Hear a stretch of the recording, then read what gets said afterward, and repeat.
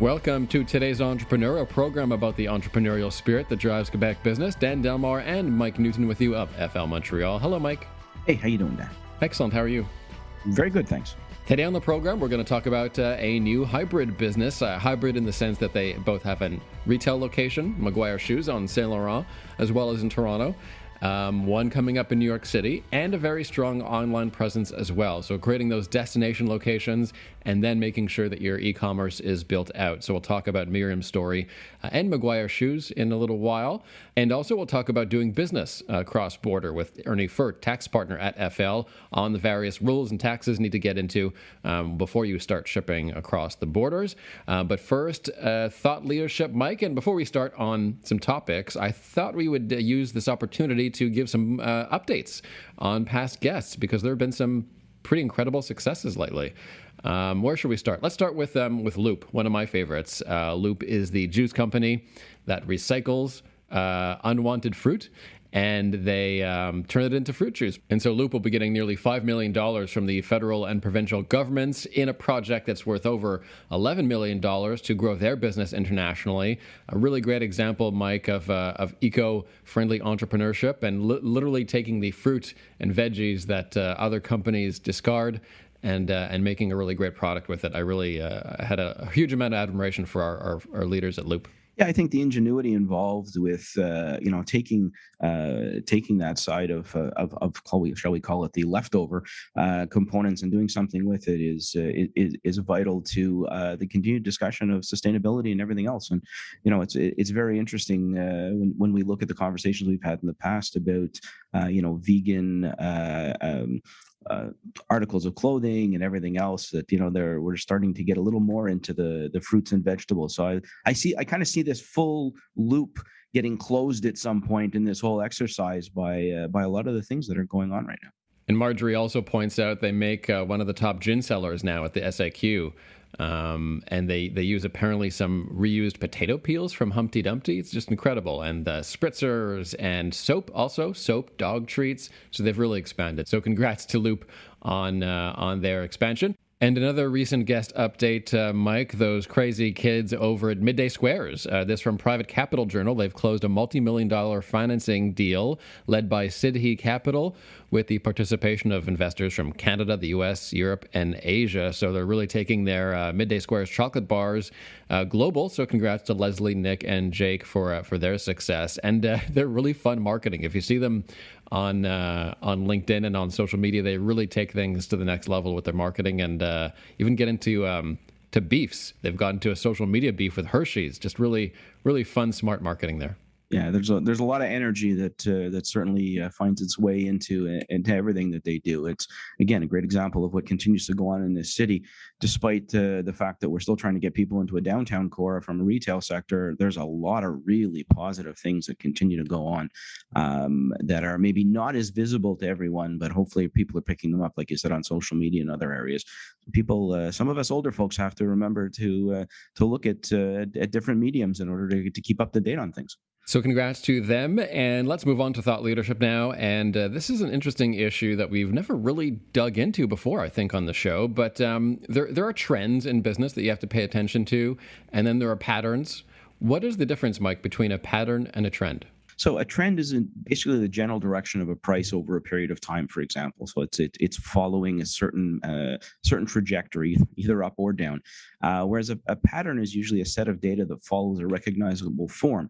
And many times analysts will use this to try and find and create ideas or depict where something's going to go. So the trend management and pattern management has been something that's been around for a long time. Obviously, the whole AI discussion makes this now a whole new area to engage in. Part of this is how do we use the technology to predict going forward? Are you going to predict a sales pattern? Are you going to predict a new general area for employees and what's going to happen? I don't think you're ever going to get away from the fact that human behavior is always going to be unpredictable to a certain degree. However, I think there's a lot of components of what we do that as humans can be predicted going forward. And I think this is where AI comes in.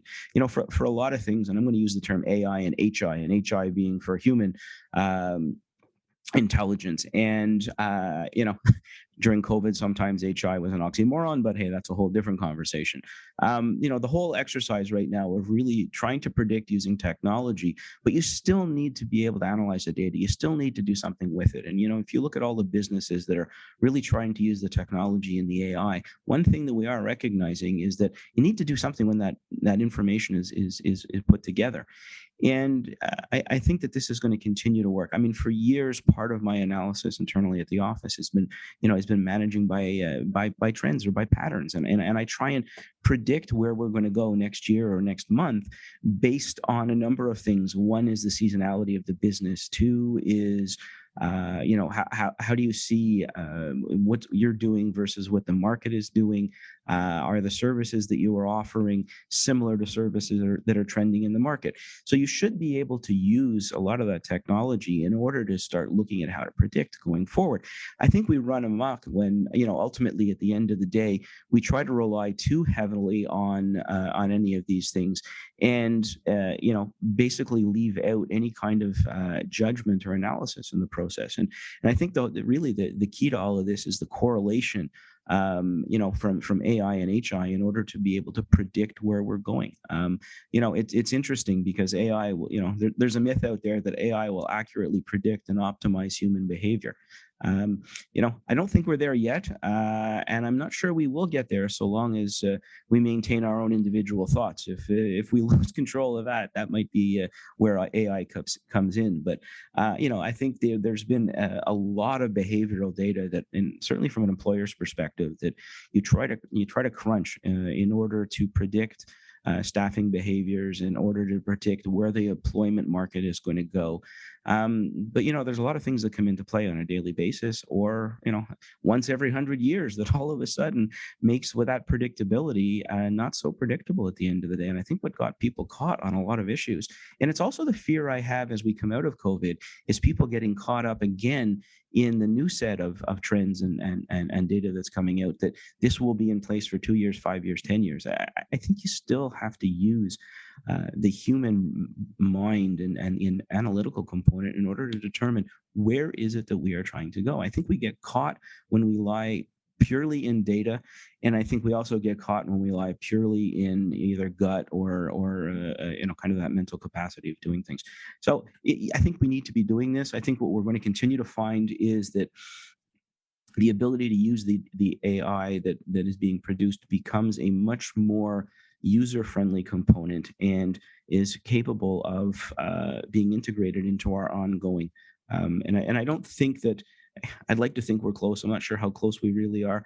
Obviously, the bigger businesses with more money to be spent on the technology growth, on the AI component of what's out there, will continue to have a leg up. The smaller businesses will, kind of have a trickle down effect because they just can't afford to put that kind of money into action at the end. But AI is here to stay. Machine learning is here to stay. How do we increase efficiency? How do we optimize efficiency? But how do we still manage to take into account that we are using humans, and not forget that they do see things very differently than machine learning is producing. Now, with time, if you listen to a lot of the experts, the predictability of the human mind once AI really starts to gather momentum is that we may be there sooner than we think. Kind of scares me from that perspective. I'm not sure what to take from that discussion. But I think there's a lot of managers out there right now that are placing a lot of high expectations on a lot of these tools that are existing in AI, especially with a growing number of employees working from home and moving, outside that control or the typical office space. And I think there's a lot of people kind of grasping at straws right now, trying to see, is the trend going to come back to office space? Are we going to have people in a downtown core? How do we use this information to predict behavior? And how do we then take people working from home who, the hardest part is we no longer can see anymore. The old adage was, hey, if I saw you, I could manage you. Well, if I can't see you, how am I going to learn to manage either what you're doing or how you're doing it, and build some kind of pattern from it? If you had people sitting in front of you and they were working, 200 hours a month, and you saw that going on, it was a lot easier to predict the behavior going forward. makes life a lot more complicated, and it's certainly going to take it out of our hands. I want to talk about futurism for a moment here. Talking about AI, it's so integral to our philosophy of communicating at my company, and I really believe firmly that we're not there yet in terms of the AI taking full control. There's the futurist Ray Kurzweil, who's described the singularity, as they call it, so which is the moment, if you will, where there are AI systems that can take over and that can mimic humans in a convincing way. So I think most people who study this know that we're not there yet. It really is about human involvement and having the human touch surround all these processes. And over the pandemic, we worked in telemedicine. And so that's one area where you really cannot rely 100% on artificial intelligence. I mean, you definitely need not only human empathy and the human touch in an emotional way, but you need also human fact-checking. And there are still plenty of mistakes that AI make on a regular basis. I mean, AI screens people out on social networks based on the way they look, or because they might be wearing a funny hat or something like that. So it's really quite early to be entrusting your business and your operations to AI. Most definitely. I think the fear factor associated with all of this is, like we said before, is that you move into an area where you rely too much and you take out the human element and the human judgment component. I mean, the whole discussion of self-driving vehicles. I mean, the concept, we're very close to it, but we can still see there's far from being perfected at this point. And telemedicine is a great example. I think telemedicine will find its very strong use of AI. But I just don't see us, dialing in and, calling into an office or, going online and saying, hey, here's how I'm feeling today, and getting an automated analysis of what you are for everything. I mean, there's certain points that can be used, but I venture to say at 54 years old, I might not see the full use of AI. And I got to tell you, not sure I'm all that disappointed about that fact. I think you will, Mike. I think you will live to see that. These days you could take a look at a product like Fitbit, and you could say, there have been stories out there about Fitbit saving people's lives. And it's now I wouldn't say that Fitbit is going to save your life, of course, or anyone's life. But we're starting to get there, and that sort of detection and that sort of ongoing monitoring of one's health. We're very close to some really major breakthroughs, I think. Most definitely, and I guess when I say it, I'm not expecting to see full and total use of AI. I guess in my lifetime, and we argue maybe it will. I mean, the exponential function of how technology has grown, and maybe we will all of a sudden hit that one point where we've figured out the perfection side of it. But yeah, I mean, there's a lot of great things that are being done. We see it on a daily basis. Like I said, I'm not ready to hang up my gut feel and my trend management cloak so quickly at this point. I think so long as you're involved in a human environment in one way or another, I think there has to be some judgment call. My big concern on all of this is because the younger group that comes up now is totally reliant on technology and will come up in a very different environment, that judgment and gut calls, which a lot of people have used for many years to run a lot of very successful businesses, may soon be a thing of the past. So, Mike, we're not quite there yet, but there are plenty of AI tools which people can use to aid in their operations. I mean, one I like is called Otter, which is a transcription service. It gives you transcripts of meetings like this one. Another would be Calendly, which helps you schedule things really quickly. What's your favorite AI? I gotta say, it's still my brain. I haven't quite put to. I don't know if it's a question of access to data. I don't know if it's a question of not necessarily trusting the system. I'm still a little bit of an old fashioned when it comes to that angle. I can't say that I have a favorite AI use out there, though that also could be my lack of ignorance at the end of the day, where in fact I may be using AI and not even know it to a certain degree. So I think you got me stumped on that one, Dan. Well, you should try Calendly. I mean, you can just give people a bunch of appointments. It's all booked. It's automated. It sends the invites. Pretty impressive. Well, I got to tell you that based on what's gone in the last 2 years of COVID and people using my site and booking me for meetings, I'm not rushing out so quickly to use technology for that. I need a little bit of a space. Fair enough. Let's talk about a traditional business that has gone online, the shoe business. Myriam Belzile-Maguire, the CEO and co-founder of Maguire Shoes. Myriam, welcome. Thank you for the invitation. So a very interesting hybrid business in this hybrid world. Myriam, what is Maguire Shoes? So at Maguire, we do high-end shoes at a fair price. So that means we produce in the same high-end European factories that our favorite brand that I can afford. But we sell for half the price thanks to our transparent direct-to-consumer business model. So basically, the project started after years of working in the traditional footwear industry. I felt like I would visit factories around the world and I would see high-end shoes being made in the same factories than lower shoes, lower price shoes. So I was like, the consumer have no idea of what's going on in the factory, of the pricing. So it doesn't mean that a shoe that is expensive has more quality or was made in a better factory. So we wanted to be more transparent in the way we do footwear. And we were inspired at the time by Everlane that disclosed their pricing. And we felt like, why should everyone do that? So we started with that in mind, and it was really for the mission of offering like good quality shoes at the best price for a consumer and cutting all the middlemen, because there's a lot of middlemen in our industry. There's a guy that translates to the factory. There's also big distributor. So we wanted to go direct, and we had to be patient and do it step by step, and we can discuss a bit more about it. Yeah, so the direct to consumer is, obviously for a company like Maguire is cuts, like you said, cuts out the middleman and ultimately reduces the price accordingly to the end user. But I guess the question is why is this done elsewhere, and how can you get away with not having that environment with that direct to consumer and still be able to make money with it? Yeah, so I think it's because there was a big shift in the last year with social media, with there's a lot of tools that appear that was making it possible for independent brand to reach their customer directly. So back in the days, the only way that you could start a footwear brand was to be distributed in as many stores as possible. There was no online sale, so you had to rely on big players to get your brand out there and get known. And then after that, you could open your own store. So that's why it didn't really existed before. And when I started my footwear career, it was not even an option. We didn't really have an online store even if I was working for a major company.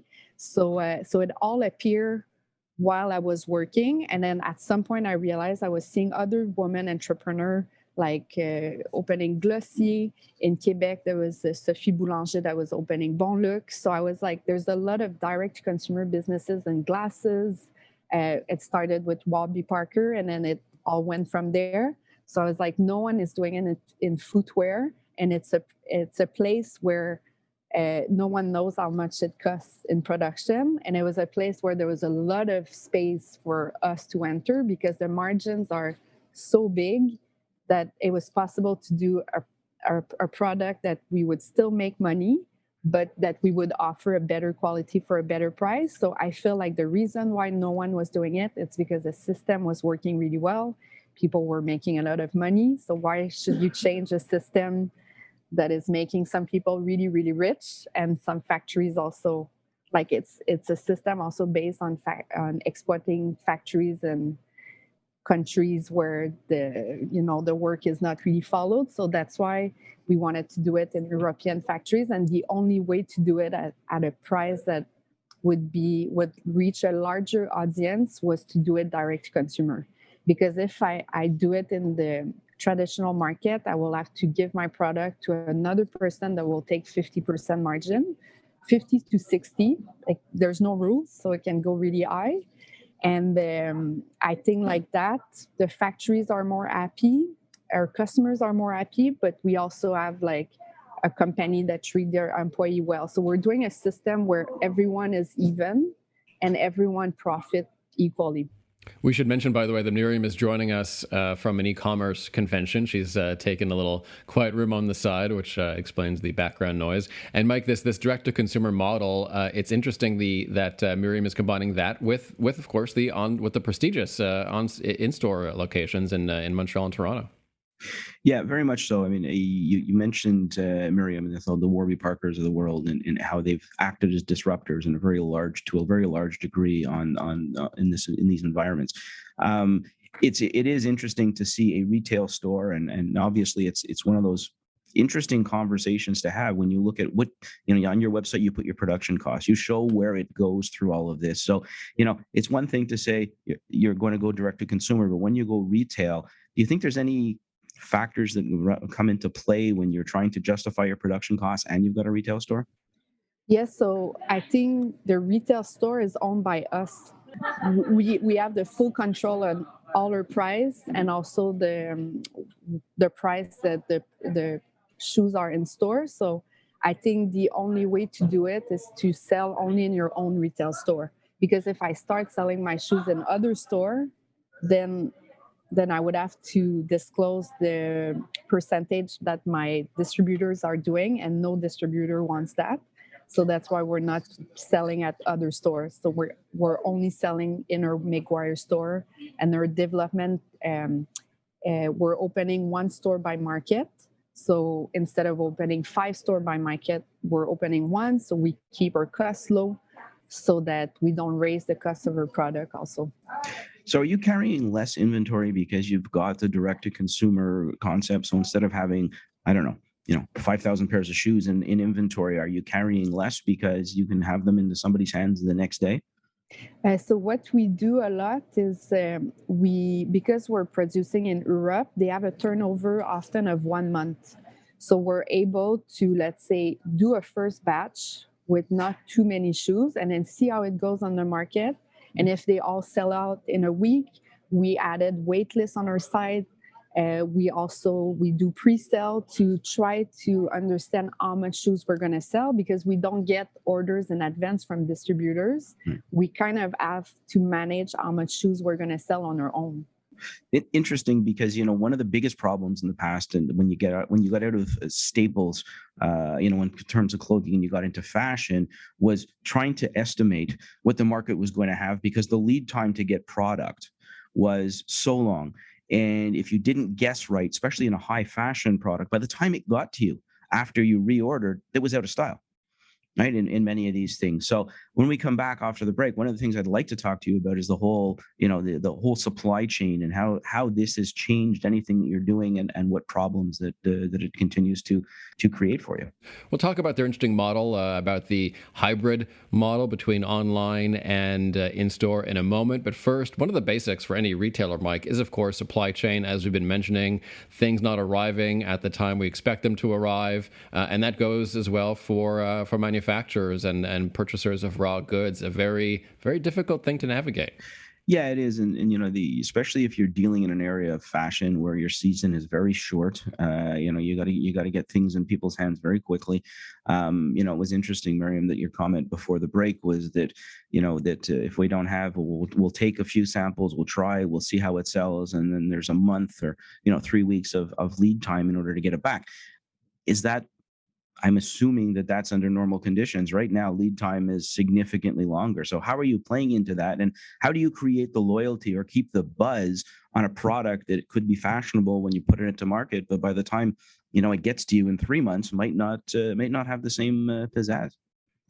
Yeah, I have so many things to say, because the last year were really challenging in terms of supply chain, because like the factories were opening, closing because of COVID, and then transport became 5 times the price than before the pandemic.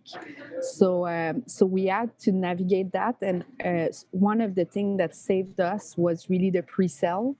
So in our lowest point at COVID, when all our store closed and we had no more revenue, we decided to launch product in pre-sale that were stuck in our factories.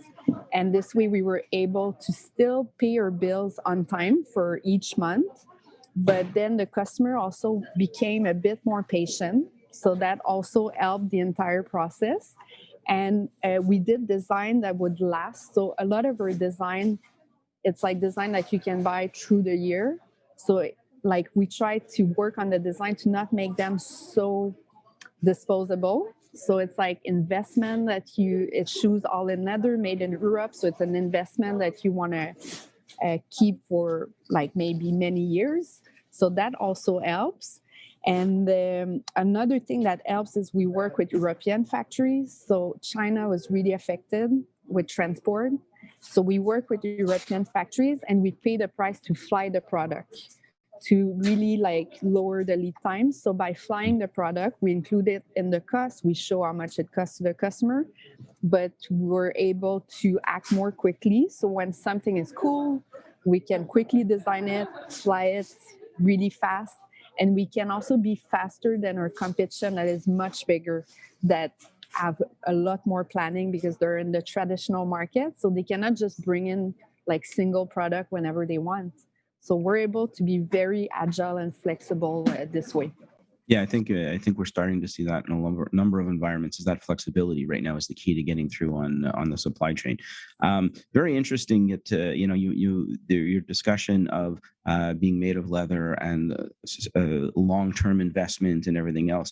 This has brought up a very interesting dialogue, and I guess it depends on what side of the fence you sit in terms of the word sustainability and the world that we're living in. And some people are feeling that we should be vegan-based, as opposed to, I guess, the traditional leather and animals. I kind of get a little bit of a sense that your thought process is a little different here in terms of what sustainability is. So maybe you want to share that with us. Yeah, so for sure, like we've done studies and I've been involved at university with students doing studies on materials. And for sure, leather is one of the most polluting material because of the animal. And it's the pollution part is because the animal eats a lot of things to be able to make so they have to eat a lot to then be able to make the leather. So for sure, leather is not the most sustainable option, and we're aware of it.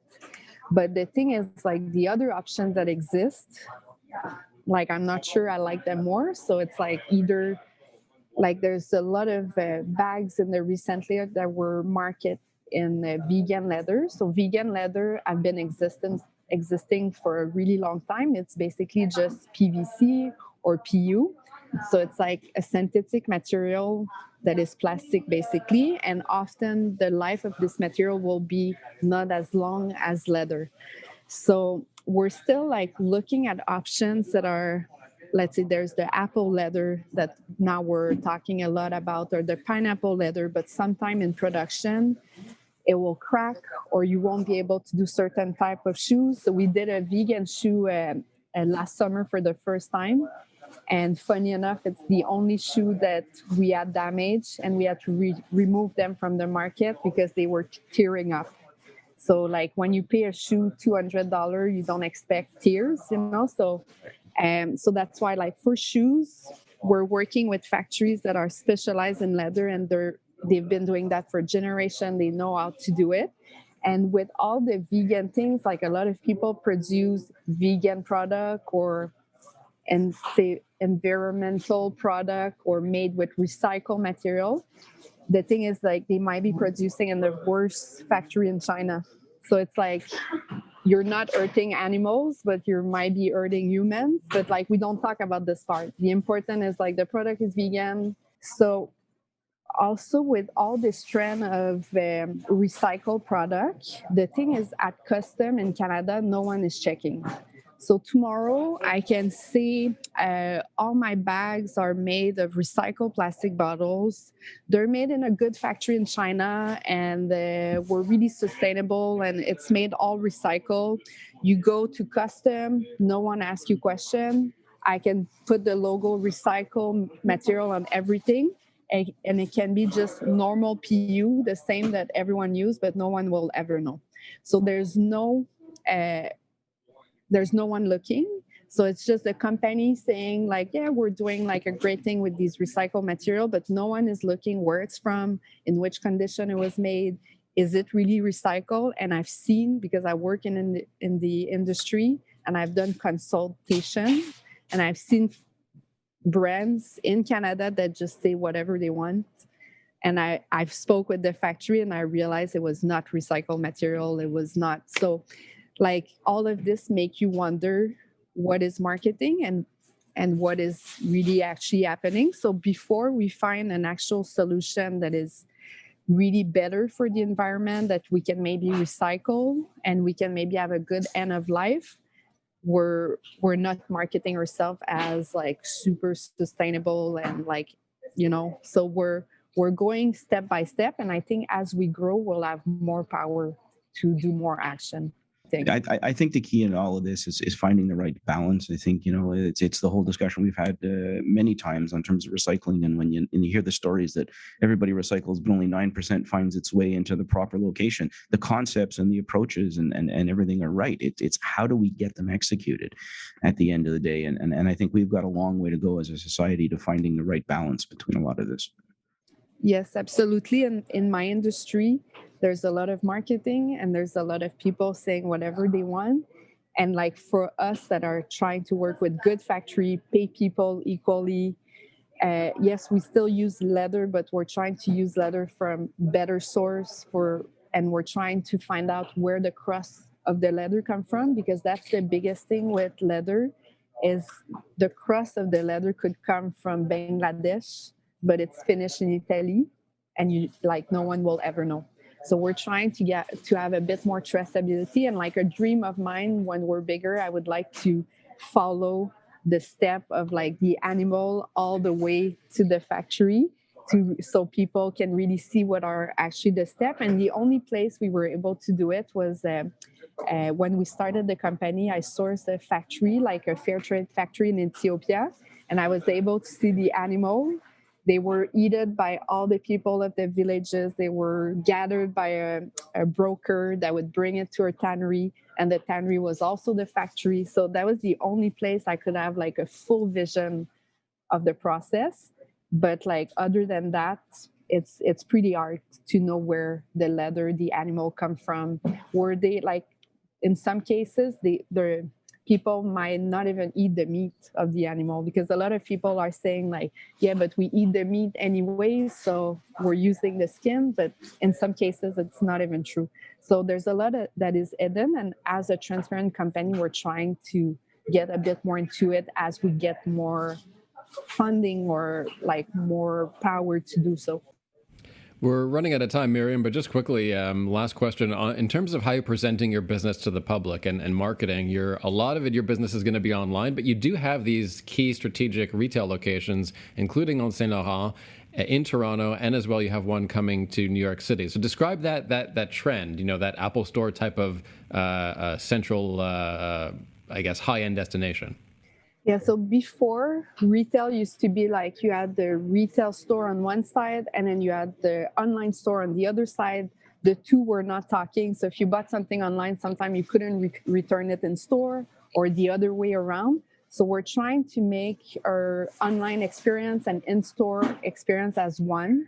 So the employees, they're not at commission. So they don't have, when you're in store, you're there for the experience. You're there to see the product, touch it, try as many as you can. We even design a wardrobe where you can try many products quickly, so that later you can decide if you buy online or if you buy in store, or you can try 6 shoes, buy 2 on the day of the visit, buy 2 later during winter. So we're trying to make the entire experience just more fluid, with no friction. And I think that's what's about. And the time where retail brand had 3 store on a street, like you used to have shoe store that would have 3 locations on the same street in St. Catherine. This is over. Now you can go in one store to experience the brand, touch a product, try the product, because there's still a lot of customer that needs that.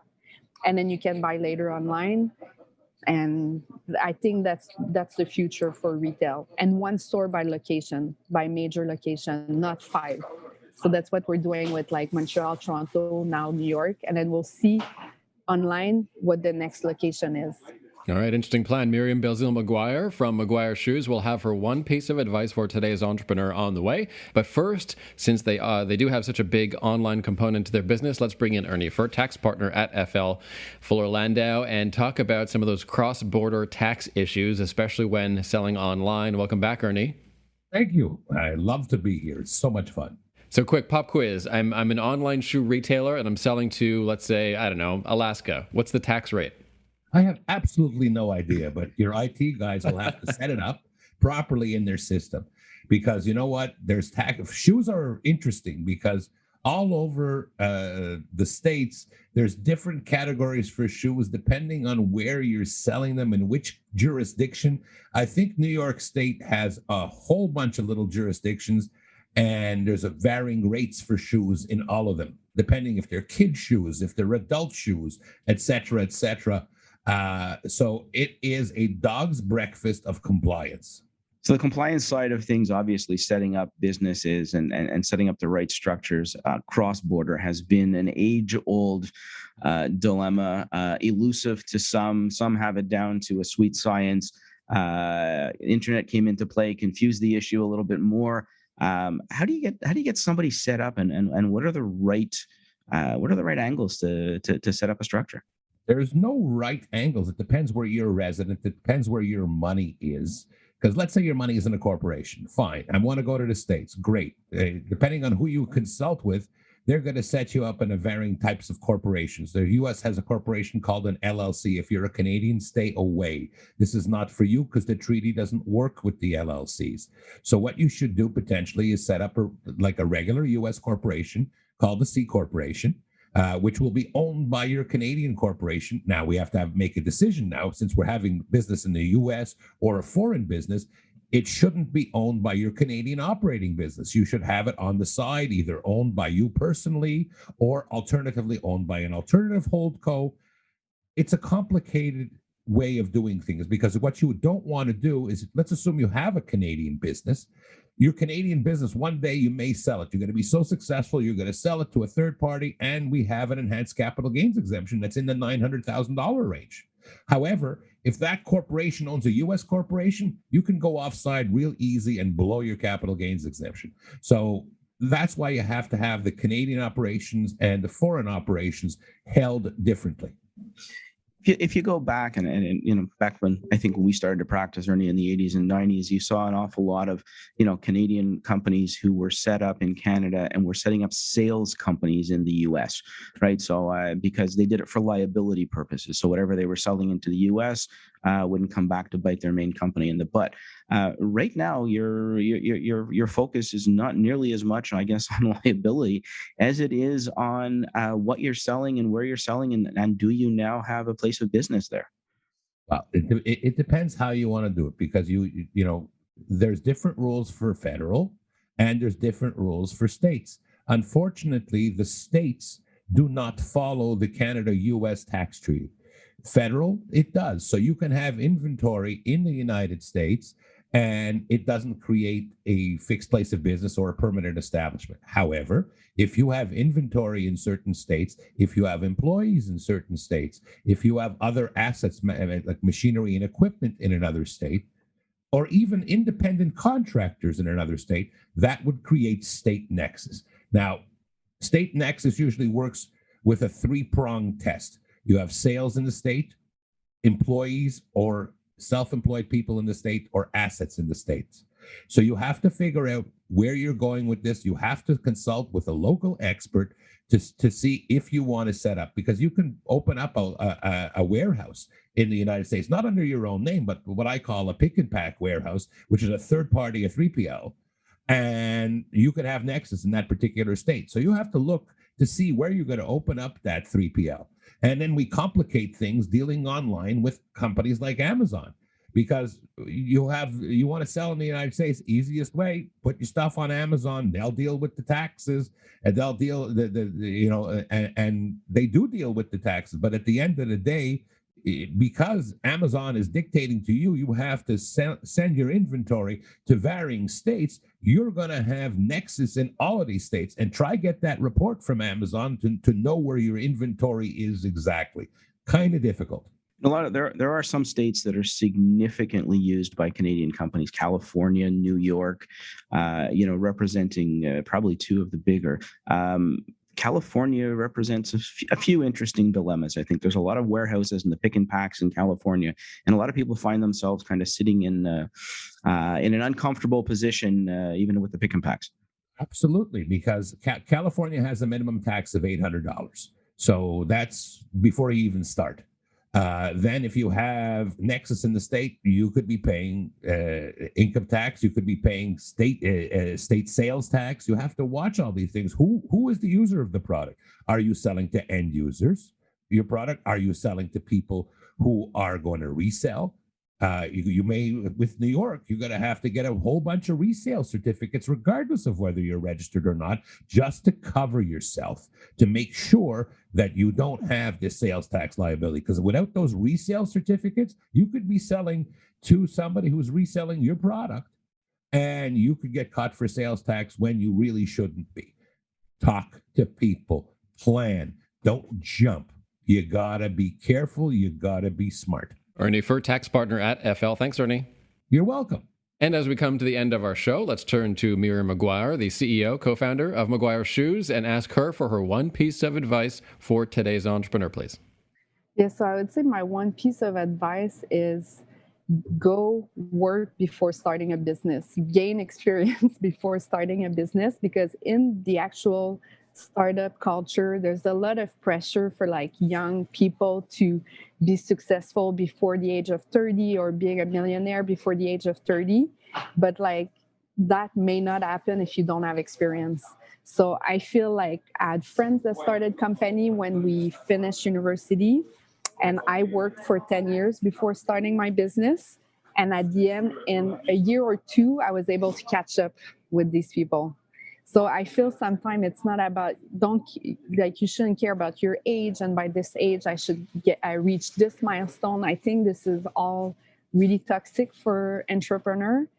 And I feel like you should get some experience, at least 2-3 years, just to know in your area what is working, what is not working. You can avoid mistake. You can do mistake at other people's cost.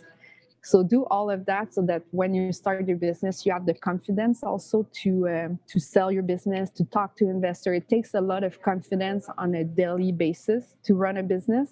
And I feel like if you get a bit of experience, you will have this confidence to follow through your business.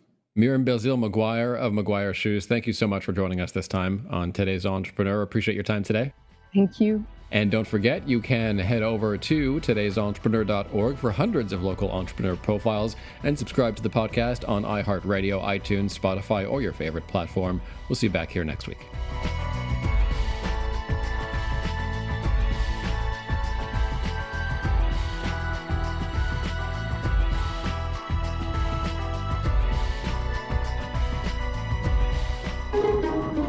This has been a production of